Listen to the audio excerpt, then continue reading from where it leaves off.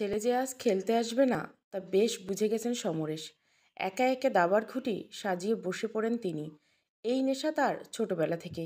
রেটিংও পেয়েছিলেন একসময়। সংসারের সমুদ্রে হাবুডুবু খেতে খেতে সব গেছে। এখন শুধু নেশাটুকু আঁকড়ে ধরে বেঁচে থাকা। মুহূর্তের মধ্যে চেনা জগৎ থেকে বিচ্ছিন্ন হয়ে হারিয়ে যান রাজা মন্ত্রী গজ নৌকায় সাজানো 64 খোপের দুনিয়ায়। তুমি তো বলনি আগে এমন কিছু প্ল্যান করছো। আমাকে অন্তত জানাতে পারতে, তাতে বাকি পরিকল্পনাগুলো করতে সুবিধা হতো। বাবার দায়িত্ব নিতে আমার কোনো আপত্তি নেই। পরিবারের প্রতিটি বয়স্ক সদস্য আমাদের দায়িত্ব। কিন্তু আমাদের এই 3 BHK ফ্ল্যাটে বাবা কোথায় থাকবেন? ফ্ল্যাটে তো কোনো এক্সট্রা স্পেসও নেই। এই বয়সে নিজস্ব একটা ঘর, ড্রয়িং ডাইনিং অ্যাডজাস্ট করা কি বাবার পক্ষে সম্ভব হবে? নরম স্বরে বলে উঠল সুজয়। তখন থেকে কি উল্টোপাল্টা বলে যাচ্ছ? বাবা কেন আমাদের সঙ্গে থাকবেন? আর মা, আপনি তখন থেকে কি যেন বলেছিলেন বাবার কাছ থেকে অনুমতি নেওয়ার কথা। খামোখা বাবার অনুমতি নিতে যাব কেন? আর কিসেরই বা অনুমতি দেবেন উনি? এই ফ্ল্যাটটা খুব স্পেসিয়াস নয়, আমাদের খানিকটা অ্যাডজাস্ট করে থাকতে হয়। সেখানে নতুন করে বাবা এসে কোথায় থাকবে? অপুর কণ্ঠস্বরে বিস্ময়ের ভাব। তুমি তো এক্ষুনি বললে যে ডাক্তার আঙ্কেল বলেছে বেআইকে একা রাখা যাবে না, তাই তোমার বাবা এখানে এসে থাকবেন বলনি? এখন আবার কথা ঘোরাচ্ছ? এতক্ষণে বুঝলাম, হেসে ফেলে অপূর্বা।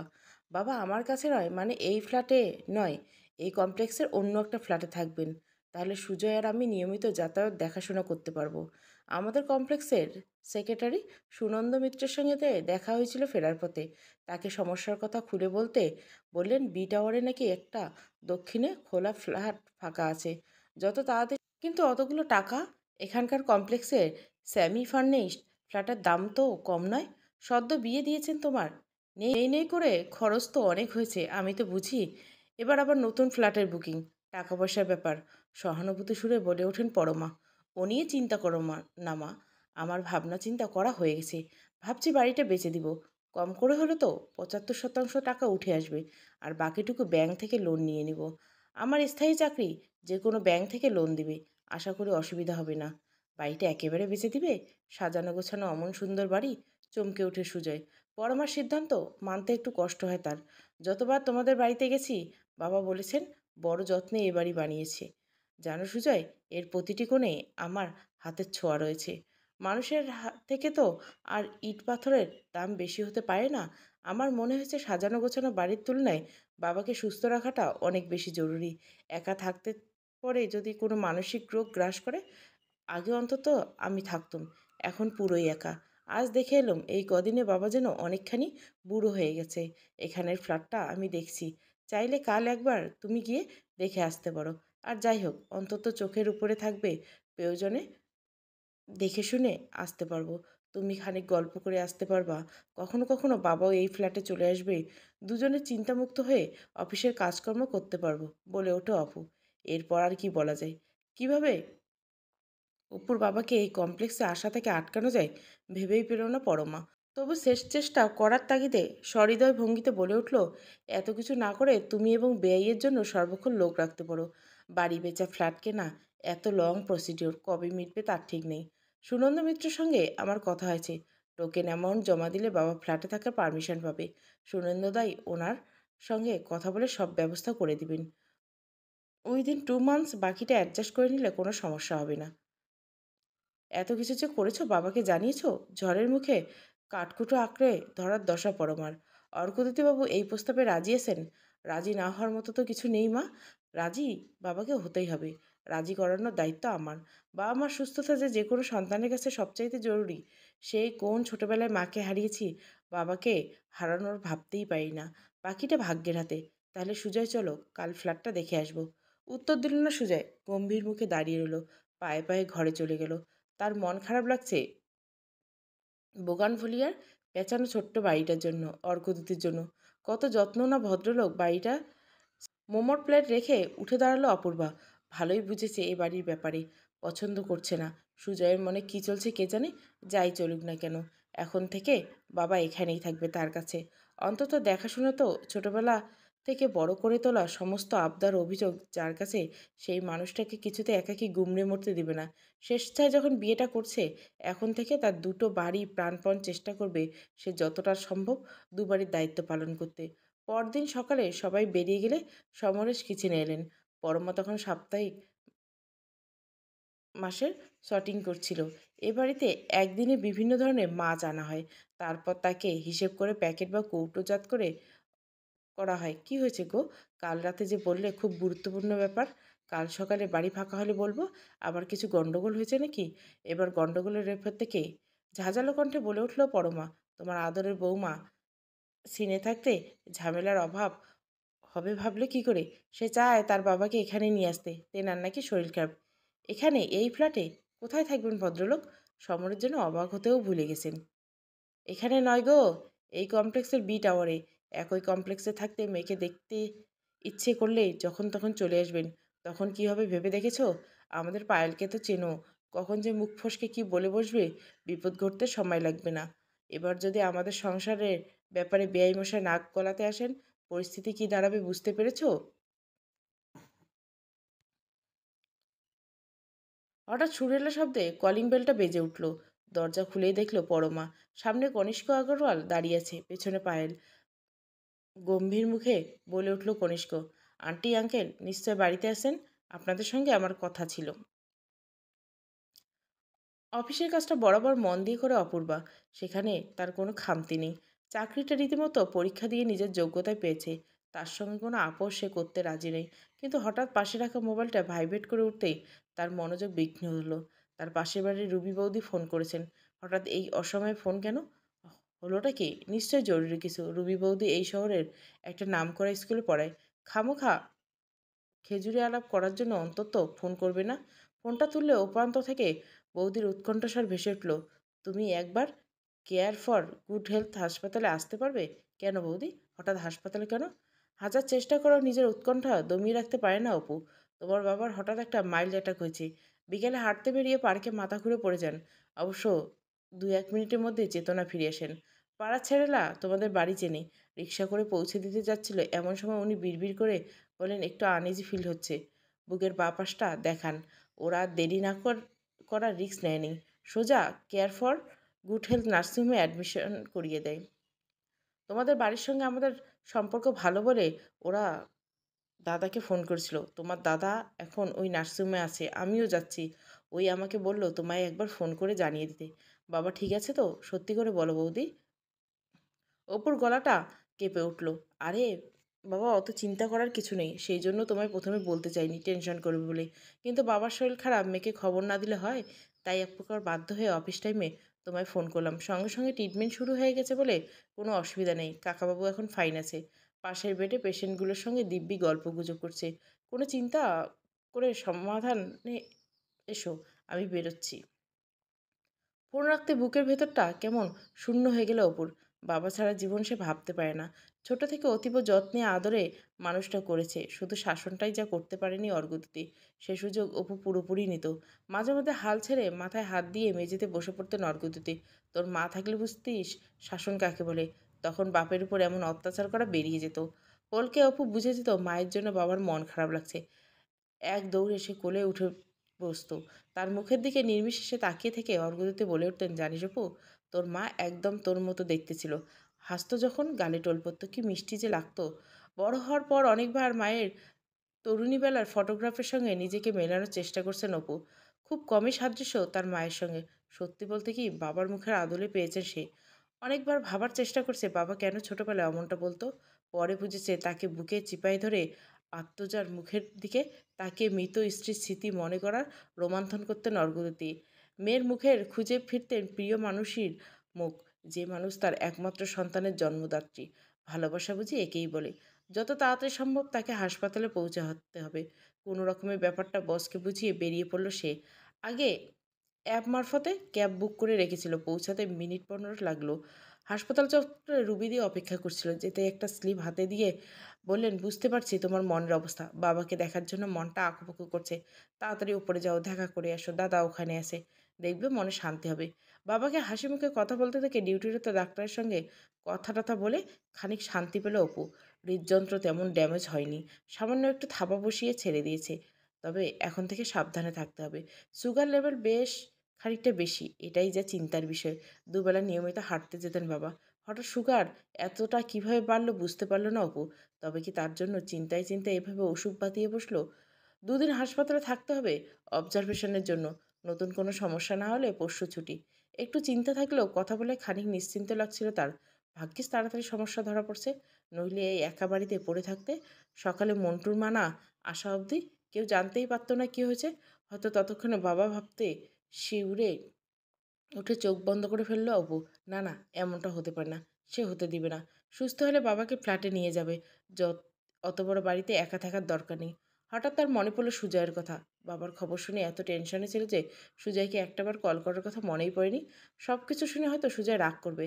আফটার অল সে নিজেকে দায়িত্ববান পুরুষ বলে মনে করে। হাসপাতালের করিডোরে দাঁড়িয়ে সুজয়ের নাম্বারে ফোন করলো সে। অসময়ে অপূর্বার ফোন দেখে ঘাবড়ে গেল সুজয়। ছুটির আর মিনিট 15 বাকি। এমন সময় সে ঝড়ের গতিতে কাজ করে, অপূর্বা সেটা জানে। তাহলে সুজয় নিজেও খুব ভালো করে জানে তার বউয়ের কাজের জায়গায় নিয়ে কতখানি সিরিয়াস। তাহলে এই অসময়ে ফোন। অপেক্ষা না করে চাপা গলায় বলে উঠল, কি হয়েছে? বাবার ব্যাপারে সংক্ষেপে বলে অপু বলল, আপাতত বাবা ওকে আছে, চিন্তার কিছু নেই। তবে 2 দিন আমি টালিগঞ্জের বাড়িতে থাকবো, তাতে হাসপাতালে আসা যাওয়া সুবিধা হবে। তাছাড়া বাড়িটাও ফাঁকা পড়ে থাকবে না। আমি এক্ষুনি আসছি, বলে উঠল সুজয়। দেখছি কি করা যায়, তুমি বরং বাড়িতে ফোন করে খবরটা জানিয়ে দাও। পরমা ব্যাপারটা কিভাবে নিবে বুঝতে পারল না অপূর্বা।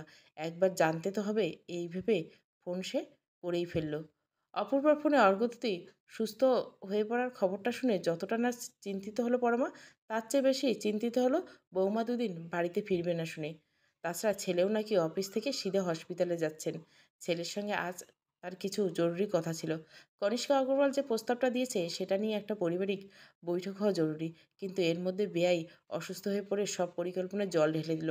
এখন ছেলে 2 দিন বউয়ের সঙ্গে তার বাপের বাড়িতে থাকবে। তবে চাপ বাড়বে। এই মুহূর্তে সুজয়কে কিছু বলতে পারবেন না তিনি। বলবে স্যাক্রিফাইস পিরিয়ডের পাশে দাঁড়াতে হয়। একদিন তুমি শিখিয়েছো মা, এখন বুঝি নিজেই সব ভুলে গেল। পরমা মনে পড়লো দুপুরবেলা পায়েলকে কনিষ্কের সঙ্গে আসতে দেখে মনে মনে কী ভয়টাই নিয়ে পেয়েছিলেন তিনি। কয়েক মিনিট পর সমরেশও পাশে এসে দাঁড়িয়েছেন। অবাক চোখে দেখছিলেন দুজনকে। পরমা মনে মনে অনেক দূর ভেবে ফেলেছেন।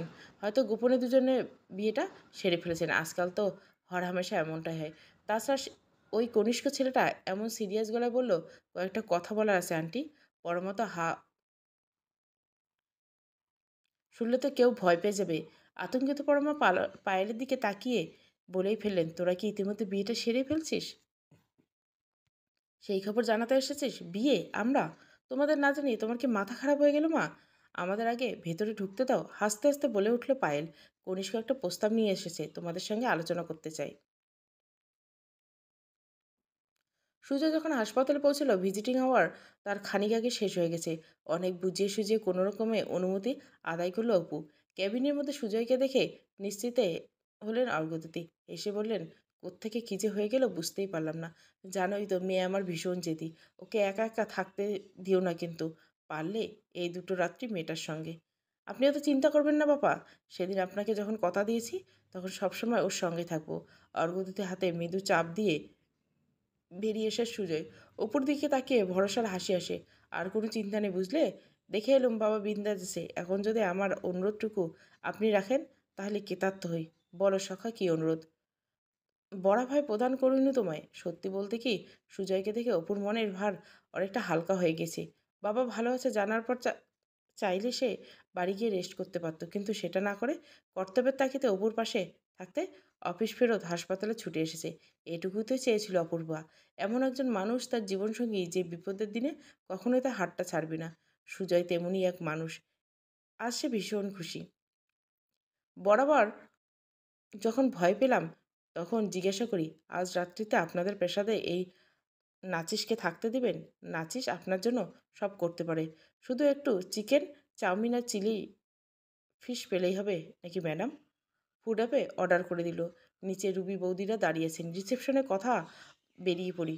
ফোন করলেই চলে আসবো। চলো তাহলে যাওয়া যাক। লিফটের দিকে এগোতে লাগলো সুজয়। একটু আগে ইয়ার্কি করলো, এখন আবার মনটা খারাপ লাগছে অপূর্বার। বাবা ওভাবে নার্সিংহোমে বেডে শুয়ে থাকবে কখনো ভেবেছিল সে? কাচের ভেতর দিয়ে আরেকবার দেখার চেষ্টা করলো। ওষুধের প্রভাবে ঘুমাচ্ছে। শেষ কবে বাবা সন্ধেবেলা ঘুমাচ্ছিল মনে করতে পারল না অপূর্বা। লজ্জিত মুখে পরমা বললেন, এসো কনিষ্ক, এসো ভেতরে এসো। তুমি প্রথমবার আমাদের বাড়িতে এলে আর এমন একটা বিশ্রী সিন ক্রিয়েট হলো, কিছু মনে করো না। আসলে মায়ের তো মন সিঁদুরে মেঘ দেখলে দড়ায়। এই বাড়িতে নিজেকে বাড়ির মতোই মনে করো। একটু বসো, তোমার জন্য ঠান্ডা লস্যি বানিয়ে আনছি। আমি কিছু মনে করি না আন্টি। আমি বুঝি মায়েরা সন্তানের জন্য কতখানি উদগ্রীব থাকে। প্লিজ আন্টি, আমার সঙ্গে এত ফর্মালিটি করবে না। বিজনেস ফেলে এসেছি আপনাদের সঙ্গে, দুজনের সঙ্গে দেখা করতে। ব্যাপারটা খুব জরুরি। যেটা বলতে এসেছি সেটা মন দিয়ে শুনুন। আঙ্কেল, আপনিও শুনুন। আপনাদের মতামত ছাড়া এগোনো সম্ভব নয়। বিয়ে আমরা করিনি, তবে আমরা দুজন দুজনকে বিয়ে করতে চাই। তখন সবটাই আপনাদের উপর। ধীর গলায় বলল পায়েল। আমরা দুজন দুজনকে ভালোবাসি মা, অনেক দিন থেকে। কনিষ্কা আমার জন্য ব্যবসার কাজ ফেলে দার্জিলিং গিয়েছিল। প্লিজ বাবা, তুমি আর অমত করো না। বোঝানোর ভঙ্গিতে সমরেশ বলেন, দেখো তোমরা দুজন এখন যথেষ্ট ছোট।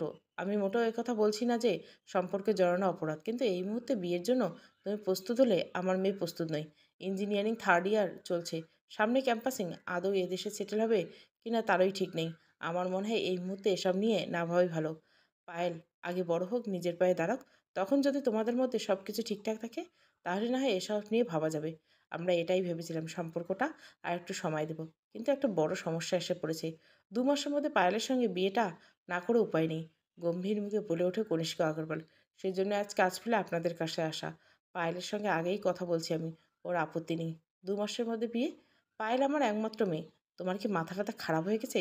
পরমা বুঝতে পারে না তার আর কী করা উচিত। দাঁড়াও, আমাকে ওদের বক্তব্য শুনতে দাও। নরম মানুষের মুখোশ ছেড়ে আজ সমরেশ কঠিন স্বরে কাঠিন্য আভাস। কনিষ্কের সঙ্গে দার্জিলিংয়ে যে আচরণ বন্ধুসুলভ ছিল, আর সে আচরণ এসেছে বদলেছে। আজ তার আচরণ কন্যার পিতাসুলভ। সেখানে বন্ধুত্বের কোনো জায়গা নেই। বিয়ের কথা পরে হবে, আগে বলো তোমার পরিবার বাঙালি বাড়ির মেয়েকে বউ হিসাবে মেনে নিবে? সেখানে যে পায়েলের কোনো অসুবিধা হবে না তার দায়িত্ব তুমি নেবে? আমাদের ফ্যামিলি অমন গোঁড়া নয় আঙ্কেল। আমরা বনিয়ার জাত, ব্যবসা বাণিজ্য করে খাই বটে, কিন্তু আমাদের বাড়ির সবাই পড়াশোনা জানা। কাজে ওটা নিয়ে তেমন কোনো সমস্যা হবে না। পায়েল পড়াশোনাও চালাবে, আমি পড়াশোনায় কম্প্রোমাইজ করতে দেব না। এই দায়িত্ব আমার। তোমার বাবা মা তোমাদের সম্পর্কের বিষয়ে জানেন? খোলাখুলি কথা হয়নি কখনো, কিন্তু আমি শিওর ওরা আপত্তি করবে না। আদিত্য, মানে আমার ভাই, সে অবশ্য আমাদের বিষয়ে সব কিছু জানে। ভালো, কিন্তু শেষ মুহূর্তে যদি আপত্তি করে তখন কি হবে? পরিবারের বিরুদ্ধে গিয়ে তুমি কি পায়েলের সঙ্গে সংসার পাতবে? পরে মনে হবে না পায়েলের জন্য তোমাকে পরিবারের মানুষজন থেকে আলাদা হতে চায়? পরমা অবাক চোখে সমরেশকে দেখছিল। এই সমরেশ তার অচেনা। মেয়ের বিয়ের কথা উঠলে সব বাবারাই বোধহয় এমন প্রোটেক্টিভ হয়ে পড়ে। ভালো যখন বেসেছি, বিয়ে তো করবোই আঙ্কেল। তাছাড়া আমিও একেবারে অশিক্ষিত নেই। নামি ইনস্টিটিউট থেকে MBA করছি। প্রয়োজনে একটা চাকরি জুটিয়ে নেব। আর রইল বাড়ির কথা, তারা যদি আমার খুশিতে খুশি না হয়, আমার মনের কথা না বোঝে, সেখানে আমার কোনো দায় নেই। কিছু মনে করবেন না আঙ্কেল, হয়তো কথাটা একটু খারাপভাবে বললাম, কিন্তু এমন কিছু হবে না। আমি জানি আমার পছন্দের মাম্মি পাপা অমত করবেন না। তোমার গার্ডস আছে, পছন্দ হয়েছে আমার। কিন্তু মাত্র 2 মাসের মধ্যে বিয়ে কেন? এমন কি ঘটলো এর মধ্যে? আমার দাদি অসুস্থ, এতদিন বাড়িতেই ছিলেন, সম্প্রতি বাড়াবাড়ি হওয়ার জন্য কেয়ার ফর লাইফ হাসপাতালে ভর্তি করা হয়েছে। আমি বাড়ির বড় ছেলে, যতই ভাবি ইমোশন হব না, কিন্তু কি জানেন, মাঝে মাঝে না চাইতেও ইমোশনাল হতে হয়। সব কিছু কি আর নিজের ইচ্ছা হয়? দাদির শেষ কথাগুলো ডাক্তার সময় বেঁধে দিচ্ছিলেন। দাদি চান বেঁচে থাকা অবস্থায় আমার বিয়ে দিতে। কি করব বুঝতে পারছি না, তাই আজ দেখা করে পায়েলকে সব খুলে বললাম। এখন যদি আপনারা সময় করে একবার আমাদের বাড়িতে আসেন, আশা করি কোনো সমস্যা হবে না। পালানোতে আমি নেই আঙ্কেল। বিয়ে হলে দুপক্ষের সম্মতিতে হবে। ঠিক আছে, আমি বিষয়টা নিয়ে ভেবে দেখব। আগে তুমি বাড়িতে পায়েলের বিষয়টা জানাও। ততক্ষণে ট্রে সাজিয়ে লস্যি আর লাড্ডু নিয়ে এসেছে পরমা। সামান্য খেয়ে 2-4টা কথা বলে বেরিয়ে গেল কনিষ্কা আগরওয়াল। অনেকক্ষণ গদি ছেড়ে এসেছে সে, আর থাকা সম্ভব নয়। হাসি খুশি ছেলেটা বেশ সিরিয়াস ছিল সারাক্ষণ। পায়েল ঘুরে যেতে বলে ওঠেন পরমা। মৃদু স্বরে বলেন সমরেশ, পরিস্থিতি এমনই জিনিস, মানুষকে কয়েক মুহূর্তে পাল্টে দেয়। বাবার হাসিমুখটা দেখার পর মনটা ভালো হয়ে গেছিল অপূর্বার। সুজয় রাতে টালিগঞ্জের বাড়িতে থাকবে বলে বাবা আমাকে ফোন মারফত জানিয়ে দিছে। পরমাদেবী হয়তো একটু বিরক্ত হয়েছেন, কিন্তু এই পরিস্থিতিতে সম্মতি না দিয়ে পারেননি। অনেকদিন বাদে তারা দুজন একলা যাপন করছে। নাই হলো মালদ্বীপ ঘোরা। আজ ফল সিলিংয়ের আলোয় আধারি যে মালদ্বীপ ভাইবস ক্রিয়েট করবে। অ্যাপ থেকে অর্ডার দেওয়ার বদলে অপূর্বা নিজে কোমর বেঁধে লেগে পড়লেন। দ্রুত হাতে বানিয়ে ফেলেন মিক্সড রাইস আর চিলি ফিশ। বরাবরের শৌখিন সে। রাজস্থান থেকে আনা সুদৃশ্য মোমদানি জ্বালিয়ে বাড়িতে অ্যারেঞ্জ করে ফেলেন ক্যান্ডেল লাইটের আবহাওয়া। বহু পুরনো গ্রামোফোন ছিল বাড়িতে, অর্ঘ্যদিতে নিয়ম করে ঝেড়ে মুছে রাখতেন। আজও রাখেন। আজ বোধহয় এখনও সুরে বেজে ওঠে। আজ সেখানে বাজতে লাগলো বরে গুলাম আলী খাঁর গজল। কি সুন্দর সে সুরেক্ষণ! মধুর এই আয়োজন দা- দইতার দইতের জন্য। হালকা সাজলো অপূর্বা, কমলা শিপনে কাজলের টানে তাকে মোহনীয় লাগছে। সুজা যেন পাগল হয়ে গেল, কোমর জড়িয়ে কোলে তুলে নিল অপূর্বকে। মার্ভেলাস অপূর্বা, আজ সত্যিই তোমায় অপূর্ব লাগছে। আমি ভাবতে পারছি না এই অপূর্ব সুন্দরী নারীটি আমার, একান্ত আমার। সুজয় নাক টিপে দিয়ে অপূর্ব বলল, তাহলে এখন থেকে বিশ্বাস শুরু করো mister. I am all yours. তাল কাটল শেষের দিকে। বোনলেস চিকেন পিসের টুকরো টুকরো ফর্গে গেঁথে মুখে পড়ে সুজয় বলে উঠল, মার বোধহয় কিছু একটা বলার ছিল, কিন্তু আমি ব্যস্ত দেখে ফোনটা রেখে দিল। এই সময় মায়ের কি বলার থাকতে পারে বলো দেখি? জরুরি কিছু? কী বা এমন জরুরি? সকালেই তো কথা হলো, সবই তো ঠিক দেখলাম। সেটা তো আমার জানার কথা নয়। তোমার যখন এতই চিন্তা হচ্ছিল তখন রাতে বাড়িতে চলে যেতে পারত। আমি কখনো এসব নিয়ে আপত্তি করিনি। আমার বাবা, আমার দায়িত্ব, সেই দায়িত্ব পালন আমায় করতে হবে। নিজেকে সামলে নিতে আমি কেপেবল, ডোন্ট ওয়ারি। অফিসে ফোন করে 1 সপ্তাহ ছুটির কথা বলেছি। কাল মেলে অ্যাপ্লিকেশন পাঠিয়ে দিব। আশা করি অ্যাপ্রুভ হতে সময় লাগবে না। রেড্ডি বস হিসেবে খুব ভালো মানুষ। বাড়ি ফেরার পর 1 সপ্তাহ বাবার দেখভাল করতে পারবো। এই কটা দিন অফিস যাওয়া সম্ভব হবে না। কেবল আমি তোমার চোখে ভালো মানুষ হয়ে উঠতে পারলাম না। একটা দীর্ঘশ্বাস ফেলে সুজয়, তুমি দেখভাল কেন করবে? তেমন প্রয়োজন হলে দুবেলার জন্য দুজন নার্স রেখে দাও। বাবা তো যথেষ্ট পেনশন পান, তাছাড়া আমরা আছি, অসুবিধা কিসের? তুমি একা কত দিক সামলাবে? বাবা তো এতটাও অসুস্থ নয় সুজয়। একা হাতে খেতে পারবে, বাথরুম যেতে পারবে, বাকি কাজের জন্য মালতি মাসি তো আসে, টুপির মা এসে তোলা কাজগুলো করে দিয়ে যাবে। আমার কাজ কেবল বাবাকে মানসিক চাঙ্গা করে তোলা। সেটা মনে হয় না কোনো নার্সকে দিয়ে সম্ভবপর হবে। আত্মজা ভালোবেসে যেটা করবে, মাইনে করা নার্স কখনোই তা করবে না। তার মানে তুমি একটা গোটা সপ্তাহ বাড়ি ফিরবে না, তাই তো? নতুন বিয়ের পরেও আমাকে একটা গোটা সপ্তাহ একা থাকতে হবে? অপু যথেষ্ট বুদ্ধিমতী, সে বুঝলো তাল কেটে গেছে, এ তার এখন জুটবে না। চুপ করে গেল সে। কথা বাড়ালে কথা বাড়বে, তার চেয়ে সুজয় খানিক সময় ভাবুক। একটা সময় শিখে বুঝতে পারবে শারীরিক অসুস্থতার মুহূর্তে যে কোনো সন্তান তার বাবা তার সন্তানকে সবচেয়ে বেশি দরকার।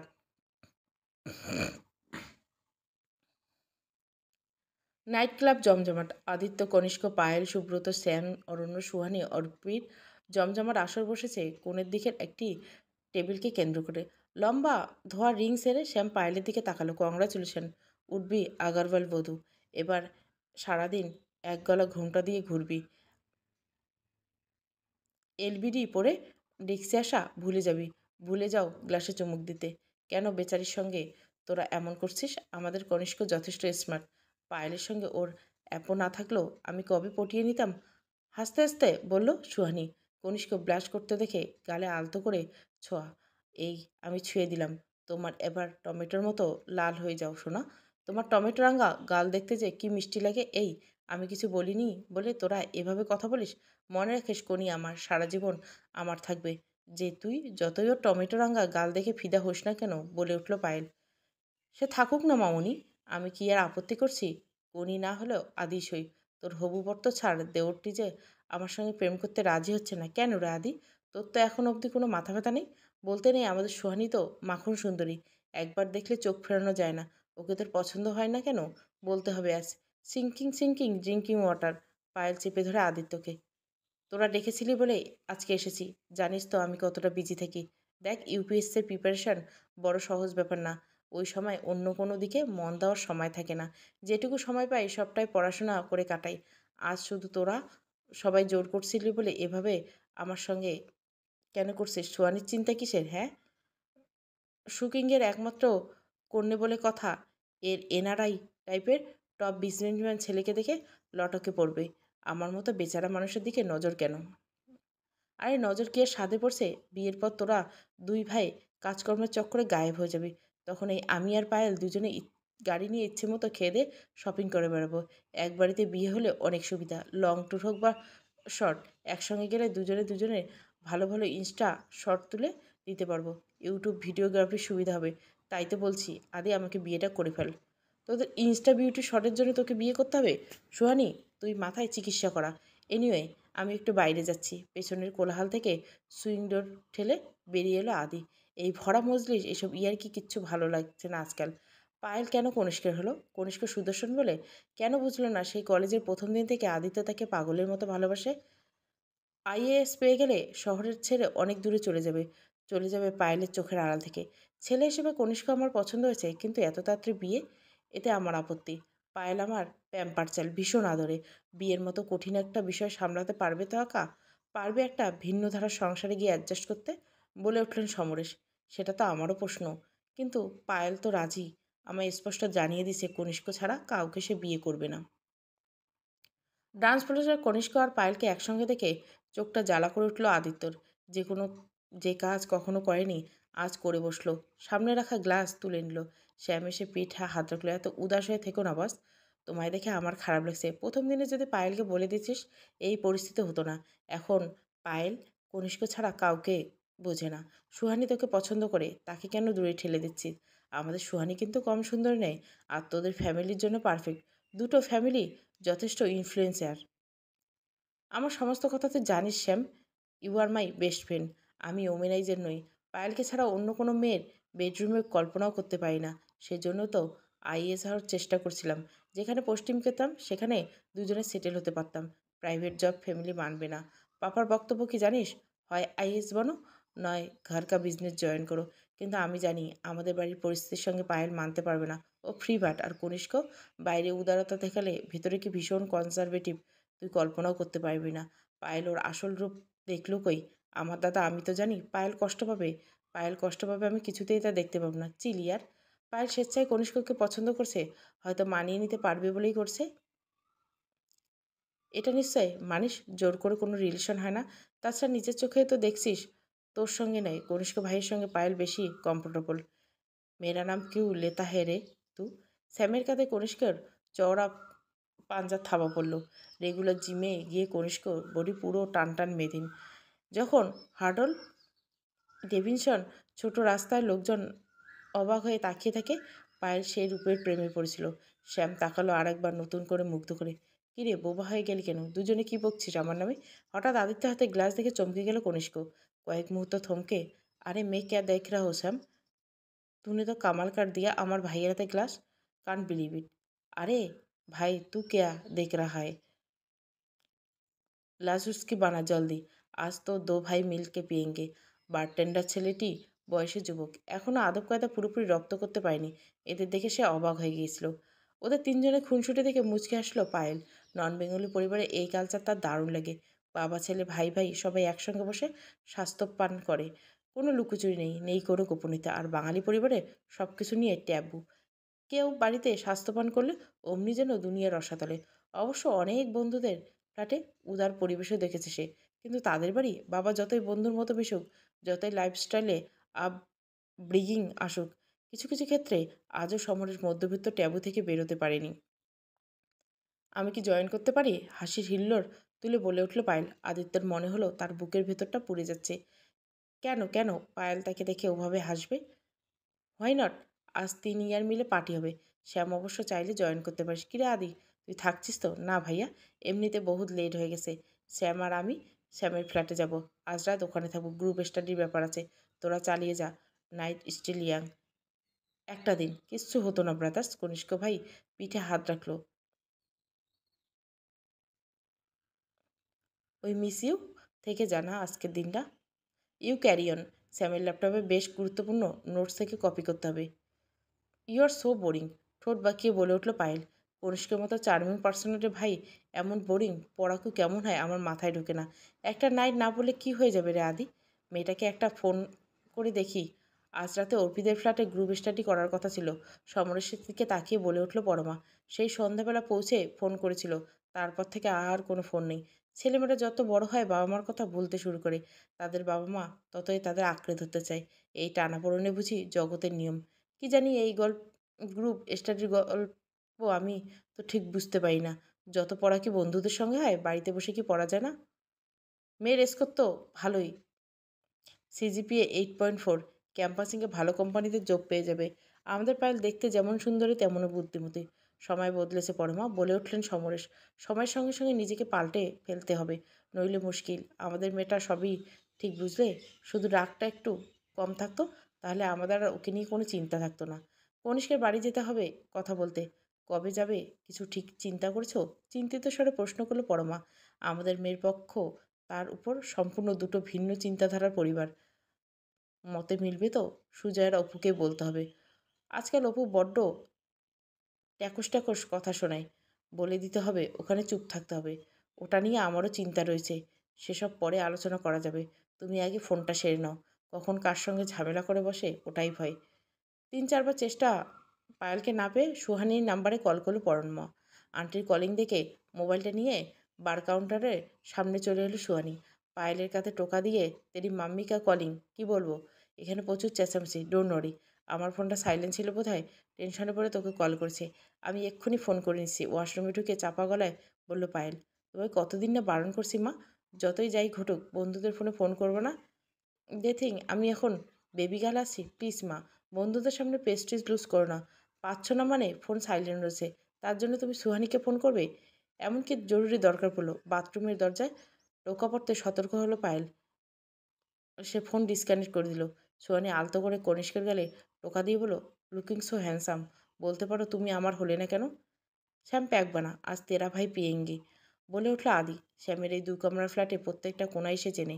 একসঙ্গে গ্রুপ স্টাডির দৌলতে অনেক রাত দুজনে একসঙ্গে কাটিয়েছে। মিউজিক প্লেয়ারে ভেসে এলো পঙ্কজ উদাসের গলা।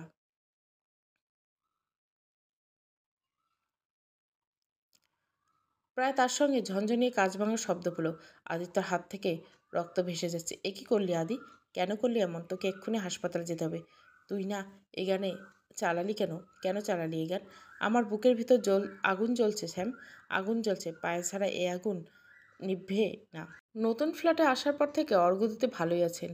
প্রতিদিন মেয়েকে দেখতে পাচ্ছেন। ২-১ দিন অন্তর অফিস ফেরত জামাই এসে দেখা করে যান।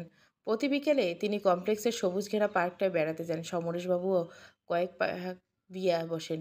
কদিন ধরে মেয়ের বিয়ে নিয়ে ভদ্রলোক চিন্তিত। দুটি সম্পূর্ণ ভিন্ন পরিবার সেখানে মানিয়ে নেওয়া।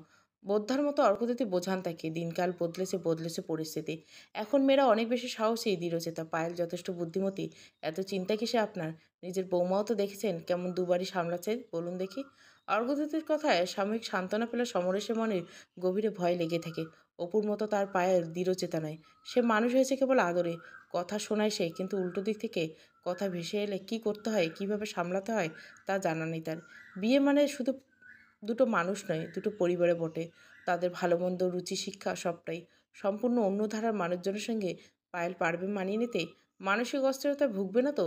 সুজয়ের সঙ্গে সেদিন রাতে কথা কাটাকাটির পরের দিন সকালে ফোন করে ফ্ল্যাটের সেক্রেটারির সঙ্গে কথা বলে বি টাওয়ারের ফ্ল্যাটটি নিয়ে নেয় অপূর্বা।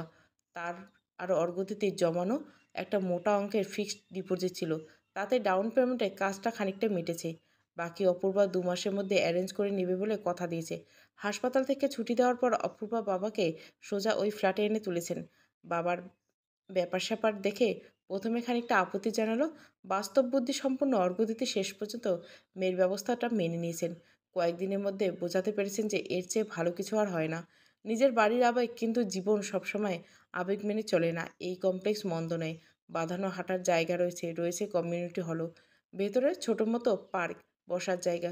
সময় সময় বেঞ্চি দখল করে বসে থাকতে ভালোই লাগে। নতুন ২ জন মহিলা কাজে রেখেছে অপূর্বা। পালা করে থাকে তারা। অপুর বুদ্ধিমত্তার জেরে সুজয়ের সঙ্গে তার সম্পর্ক জটিল হয়নি। অথচ পরিস্থিতি নিয়ন্ত্রণে এসে গেছে। এই কাজে কয়েকদিন এতটাই ব্যস্ত ছিল অপূর্বা, শুক্রবারে বাড়ি ফেরার আগে জানতেই পারেনি এই রোববার তাদের সবার কনিষ্ক অগ্রবলের বাড়ি যাওয়ার কথা। পরমা কথাটা তুলতে অবাক হয়ে সে বলেছিল, হঠাৎ ওদের বাড়ি কেন? ওরা কি আমাদের আমন্ত্রণ জানিয়েছে? কি আশ্চর্য! যে ছেলের সঙ্গে তোমার নয়নদায় বিয়ে হতে চলেছে কিছুদিনের মধ্যে, তার বাড়ি কেন যাব জিজ্ঞাসা করছো? দেখতে হবে না? বুঝে নিতে হবে না সব কিছু? বিয়ে তো আর সহজ জিনিস নয়, সারা জীবনের ব্যাপার। একটু আগে কি বলেছিলে ভেবে বলেছিলে? নাকি অফিসের বাবার সেবা করতে করতে তোমার যে একটা গোটা আস্ত শ্বশুরবাড়ি রয়েছে সেটা বেমালুম ভুলে গেলে? মৃদু দীর্ঘশ্বাস ফেলল অপু। কথায় বলে না, সংসার সুখে হয় রমণীর গুণে। কিন্তু এই রমণীকুল যদি পরস্পরের সঙ্গে মানিয়ে চলতেন, তাহলে হয়তো কোনো কালে মাতৃতান্ত্রিক সভ্যতার অবসান ঘটত না। অবাক করা বিষয়, ক্ষুদ্র স্বার্থ চরিতার্থ করার জন্য মেয়েটা আরেকটা মেয়েকে আঘাত করে। তাকে ভালোভাবে বাঁচতে দেয় না, ভালো থাকতে দেয় না। রঙিন চোখে স্বপ্ন নিয়ে তো সংসার করতে আসে একটা মেয়ে। কিন্তু চোখের জলে যে মোহাঞ্জন তখন বুঝে যায়। তখন কি হয় তার? মন খারাপের মেঘ পুরো আকাশ ছেয়ে পরমা হচ্ছেটাই কি? মৃদু স্বরে বলে ওঠেন সমরেশ। মেয়েটার উপর সত্য অনেক ধকল গেছে। ওভাবে ওর সঙ্গে কথা বলো না। আগে জানতে না পারলে এখন তো সব জেনেছ। আমরা সবাই রোববার ওদের বাড়ি যাচ্ছি। কনিষ্ক বাবা করণবীর আগরওয়াল নিজে আমায় ফোন করেছেন। ওরা চান আমাদের ফ্যামিলির সঙ্গে মিট আপ করতে। পরস্পরকে চিনতে, ভাব ভালোবাসা আদান-প্রদান করতে। আমি ভেবেছিলাম অর্ঘ্যদিতে বাবু তোমায় ব্যাপারটা বলেছেন। কমপ্লেক্সে হাঁটার সময় এই নিয়ে ওর সঙ্গে ২-৪টে কথা হয়েছে। অসুস্থ মানুষ হয়তো তোমায় বলতে ভুলে গেছেন। অবাক হয়ে অপু বলে উঠল, বাবাও যাবেন নাকি আমাদের সঙ্গে? বাবা তো আমায় কিছু বলেনি। না, বাবা সদ্য হাসপাতাল থেকে ছাড়া পেয়েছেন। ওকে অত ধকল নিতে হবে না, বলে ওঠে সুজয়। তাছাড়া আমাদের গাড়িতে সিট তো লিমিটেড। আমি, তুমি, বাবা, মা ৪ জন। আর ড্রাইভার আঙ্কেল হলে ৫ জন। আমি ড্রাইভার আঙ্কেলকে ফোন করে দিয়েছি। কেন, তুমি তো নিজে যথেষ্ট ভালো ড্রাইভ করো। ছুটির দিন নিজেই তো ড্রাইভ করতে পারো। মাঝে মধ্যে অপুর মনে হয় এদের রকম সকম কিছু বুঝে উঠতে পারে না। এদের ভাবনা চিন্তা জীবনযাপন তার ভাবনার চেয়ে অনেক আলাদা। অথচ এই সুজয়ের সঙ্গে অনেক দিনের প্রেম করার পর দাম্পত্য যাপনের সিদ্ধান্ত নিয়েছে। ওরা স্ট্যাটাসের ব্যাপার, তুমি বুঝবে না, বলে ওঠেন পরমা। কনিষ্ক আমাদের চেয়ে অনেকটাই বড়লোক। ওখানে ওভাবে না গেলে চলে না। ড্রাইভার নিয়ে স্ট্যাটাস নাম সবাই অ্যাফোর্ড করতে পারে না, বুঝেছ? এখন যাও, ডিনারের টেবিলটা সার্ভ করে দাও। একটা কথা বলবো বাবা, যদি কিছু মনে না করেন। পরমার কথা শুনে অপু পরমার কথা শুনে অপু যায় না। সমরেশ ঘাড় ঘেড়ে সে বলতে শুরু করলে, দুই পরিবারের মধ্যে কালচার, পোশাক কত, সর্বোপরি খাদ্য, প্রচুর ফারাক। আমাদের পায়েল এখনো ছোট। পারবে তো মানিয়ে নিতে? এই একই প্রশ্ন সমরেশ পরমার মনে পাক খাচ্ছেন, কিন্তু তারা কিছু বলেন না। তাকিয়ে থাকেন অপুর দিকে। দেখা যাক না কি বলতে চাই। আমার দেখে যা মনে হয়েছে সেটাই বলছি। এমনটা হতেই পারে আমি ভুল। আর ভুল হলে সবচাইতে বেশি খুশি হব আমি। কিন্তু কি বলতে চাইছো খোলাখুলি বলো দেখি। সানডে সাসপেন্স রেডিও ভালো না বাড়িতে, বলে ওঠে সুজয়। কনিষ্কের ছেলেটা যতটা নিজেকে আধুনিক দেখানোর চেষ্টা করুক না কেন, কিন্তু স্বভাবে বেশ গোঁড়া। দার্জিলিং ট্যুরের সময় আমি বিষয়টা লক্ষ্য করছি। আমাদের পায়েল পারবে তো ওই সংসারে গিয়ে মানিয়ে নিতে? উপর থেকে যা চকচক তাই কিন্তু শোনা হয় না। সম্মতি দেওয়ার আগে একটু বাছাই করে যাচাই করে নেবেন বাবা। জীবনের অঙ্ক কখনো বদলে যায়, আমরা টেরই পাই না। সমরেশ কিছু বলতে যাবে, তার আগে পায়েল তীক্ষ্ণ চিৎকার সবার নজর ওর দিকে ঘুরিয়ে দিল। এ বাড়িতে এসে থেকে আমার পিছনে লেগেছ, এখনো কি শান্তি হয়নি তোমার? যেই বুঝেছ কনিষ্ক আমার বাবা মা পছন্দ, আমারও পছন্দ, অমনি সেখানে নিজের মতামত জানিয়ে অশান্তি বাধাতে তৎপর হয়ে উঠেছ, যাতে বাবা মা আমার আর কনিষ্কের সম্পর্কটা সহজে মেনে না নেয়। আমার তো মনে হয় আসল সমস্যা তুমি। না নিজে কখনো ভালো থাকতে চাও, না অন্যকে ভালো থাকতে দাও। আমার জীবনে অযথা জটিলতা সৃষ্টি করো না বৌদি ভাই। নাটকীয় ভঙ্গিতে হাত জোর করলো পায়েল। দয়া করে আমায়। কি উল্টোপাল্টা বলছিস তুই? অপু তো খারাপ কিছু বলেনি। সত্যি তো দুই পরিবারের মধ্যে সব দিক থেকে আকাশ পাতাল ব্যবধান। না ভেবে চটজলদি সিদ্ধান্ত নিলে ভবিষ্যতে আমরা বিপদে পড়ব। তোর বউ যা বলবে সব ঠিক, তাই না রে দাদাভাই? বন্ধুরা বলেছিল বিয়ের পর দেখবি তোর দাদা কেমন পাল্টে যাবে। তখন আমি বিশ্বাস করিনি, কিন্তু এখন দেখছি ওরা সত্যি বলছিল। তোরা দুজনে মিলে যা শুরু করেছিস, কমপ্লেক্সে ফ্ল্যাটে তোর শ্বশুরকে এনে তুলছিস, এবার রাত দিন পদসেবা কর, দেখবি বৌদিভাই আরও খুশি হবে। পায়েল এবার তীক্ষ্ণ চিৎকার করে অপূর্বা করতে পারে সে নিজেও জানতো না। না থেমে বলে চলে যায়, এতক্ষণ ধরে আমায় যা বলেছো মেনে নিছি। মেনে নিছি তুমি বয়সে ছোট বলে, ভেবেচিন্তে কথা বলো তোমার অভ্যাস নেই বলে। কিন্তু আমার বাবা সম্পর্কে আজ যদি একটা বাজে কথা বলো, তাহলে কিন্তু ভুলে যাব তোমার আমার মধ্যে কী সম্পর্ক। এবার থেকে নিজের গণ্ডির মধ্যে থাকার চেষ্টা করো। বেশি লম্বা পা বাড়লে সেই পায়ের কী ব্যবস্থা করতে হয় আমারও জানা আছে। ড্রয়িং রুমে যেন পরমা, সমরেশ, সুজয়, পায়েল সবাই চিত্রবিত্রের মতো দাঁড়িয়ে রইল। অপু যে এমনভাবে কথা বলতে পারে কারোর ধারণা ছিল না। সবার মুখের দিকে তাকিয়ে গম্ভীর স্বরে বলে উঠল অপু, টেবিলে ডিনার সার্ভ করছি, যে যে খাবে চলে এসো। অভ্যর্থনার জন্য গেটের বাইরে দাঁড়িয়েছিল কনিষ্ক। স্বয়ংক্রিয় গেট খুলতে বিরাট কীর্তি প্রসাদ চোখের সামনে ভেসে উঠতেই তাতে গোটা মজুমদার পরিবার স্তম্ভিত হয়ে গেল। না চাইতে অপুর কথাগুলো মনে পড়ে গেল সমরেশের। এই বৈভবশালী পরিবারের সঙ্গে আত্মীয়তা করবে তারা? এই সম্পর্ক কি টিকবে? পায়েল কি পারবে একখানে মানিয়ে নিতে? সংসার ৩য় পর্ব। সম্পূর্ণ পর্বগুলো প্লেলিস্টে পেয়ে যাবেন। ভালো লাগলে অবশ্যই লাইক, শেয়ার এবং সাবস্ক্রাইব করবেন। Thank you for watching.